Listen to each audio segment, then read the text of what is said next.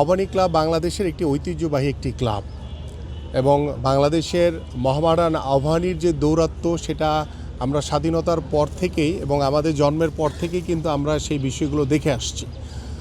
So দীর্ঘ 17 বছরে আসলে বিভিন্ন কারণে আপনার আবাহনী ক্লাবকে যেভাবে মানে রাজনৈতিক একটি ট্যাগ দিয়ে ব্যবহার করা হয়েছে, আমরা সেই 17 বছরের ইতিহাসে আমরা ফিরে যেতে চাই না।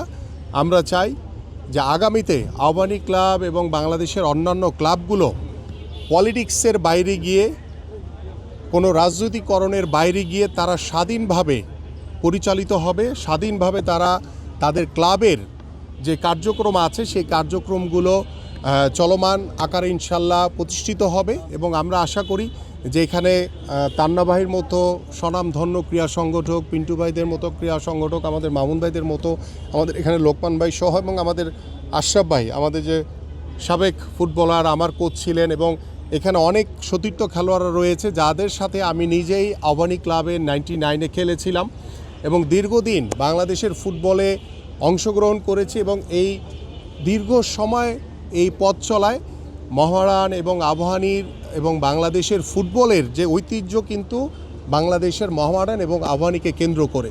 তো সেই ঐতিহ্য যাতে কখনোই কোনো কারণে, রাজনৈতিক কারণে ভবিষ্যতে ব্যাহত না হয়, সেই বিষয়গুলো আমরা আজকে ইতিমধ্যে আমি আলোচনা করেছি এবং সেই আলোচনার ভিত্তিতে আমরা আশা করি যে বিগত সময় কি হয়েছে সেগুলো নিয়ে আমরা আলোচনা করব না, বাট আমরা সামনের দিকে এগিয়ে যেতে চাই যাতে সামনের দিকে আর কখনো কোনো ভুল না হয় এবং আবাহনী ক্লাব স্বাধীনভাবে পরিচালিত হবে। এবং এখানে যারা অফিসিয়াল রয়েছেন তাদের মধ্য থেকে এই ক্লাব ম্যানেজমেন্ট নতুনভাবে সাজিয়ে কিভাবে বাংলাদেশের ফুটবল, ক্রিকেট, অন্যান্য যে ইভেন্টগুলোতে আবাহনী ক্লাব বিগত সময়ে অংশগ্রহণ করেছে, সামনের দিকেও ঠিক একইভাবে তারা এগিয়ে যাবে এই প্রত্যাশা করি।